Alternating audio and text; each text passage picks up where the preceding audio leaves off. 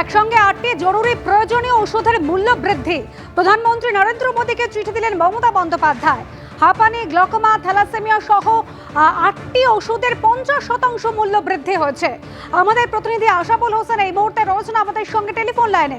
আশাফুল, মুখ্যমন্ত্রী অবিলম্বে প্রধানমন্ত্রীর হস্তক্ষেপ চেয়েছেন, আর কি রয়েছে এই চিঠিতে? দেখো, সম্প্রতি কেন্দ্রীয় সরকার বেশ কিছু জীবনদায়ী ওষুধের দাম 50% বাড়িয়ে দিয়েছে এবং সেই বাড়ানো নিয়ে উদ্বেগ প্রকাশ করে এবং বিষয়টি পুনর্বিবেচনার দাবি জানিয়ে আজকে মুখ্যমন্ত্রী প্রধানমন্ত্রীকে চিঠি লিখেছেন। এবং সেই চিঠিতে তার মূল দাবি যে এই যে জীবনদায়ী ওষুধগুলো, বিশেষ করে টিউবারকুলোসিস, অ্যাজমা, থ্যালাসেমিয়া এবং বিভিন্ন মানসিক রোগের ওষুধ, চোখের সমস্যাজনিত ওষুধ, এই সমস্ত ওষুধের দাম 50% বাড়িয়ে দেওয়া হয়েছে। এবং যাতে এই বিষয়টা প্রধানমন্ত্রীর দপ্তর সংশ্লিষ্ট যে মন্ত্রক রয়েছে, কেন্দ্রীয় রসায়ন মন্ত্রক, তাদেরকে পুনর্বিবেচনার নির্দেশ দেয়, সেটাই তিনি দাবি জানিয়েছেন। এবং চিঠিতে মুখ্যমন্ত্রী লিখেছেন যে কয়েক মাস আগেই এই national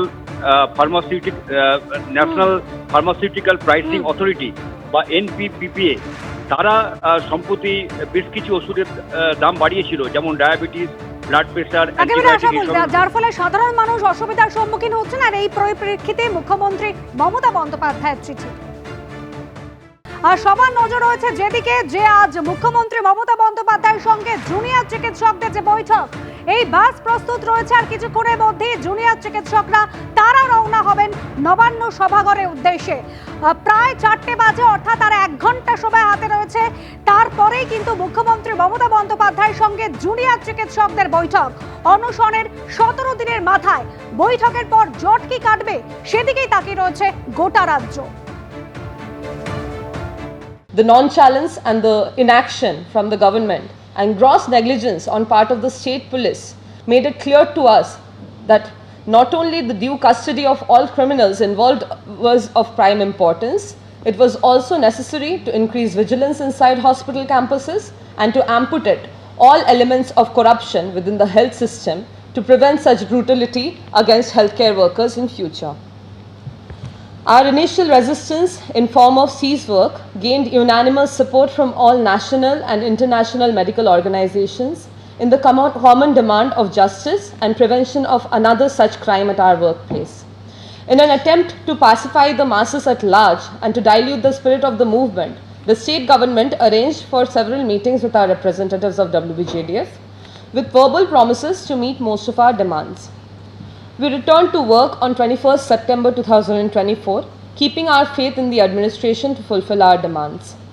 However, no order or directives were released to gain the confidence of junior doctors, as was directed by the Honorable Supreme Court, and also our emails addressing the state authority requesting the same was also left unanswered. Moreover, false statements claiming revamping of hospital infrastructure and security measures were also made by the Principal Health Secretary, West Bengal, in front of the Honorable Supreme Court. The little that the government of West Bengal did showcase as reformative steps barely scratched the surface of the issues at large and instilled zero confidence in the primary stakeholders. Wounded and dismayed at the tragic state of affairs while being duty bound to our patients, we also faced further incidents of violence and gross lack of security in other medical colleges across the state, where miscreants even threatened to recreate another Abhoya. Furthermore, even patient relatives were not spared from such violence. There was an incident of skull fracture of a patient relative in a state-run premier medical institute. Even after this, we were met with apathy and inaction from the government, who did not release any of the promised orders, with the Principal Health Secretary stooping to the level of blaming the doctors for non-availability of ICU bed and administrative failures, thereby trying to create a rift between the general mass and the medical professionals.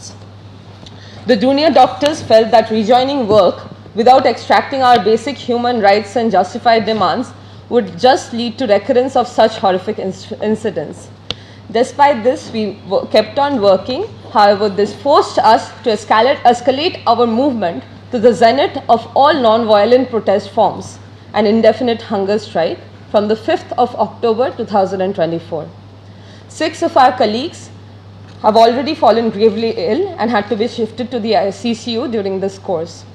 Even when we were battling with our lives with the sole intention for justice for Abhaya and prevention of another Abhaya, the state government chose to refrain from interacting with us and to stifle our voices, all of our voices of public dissent, by nefarious autocratic measures, including police atrocities and harassment on the peaceful protesters. Enraged doctors and the general public of the nation and abroad voiced their anguish against the authorities, asking for an ultimatum on behalf of the state government in actualizing our legitimate demands. Junior and senior doctors from both government and private sectors unified and gave a call for a Bengal-wide strike of healthcare services on 22nd October 2024, the sole responsibility of which would lie on the ignorance of the state government.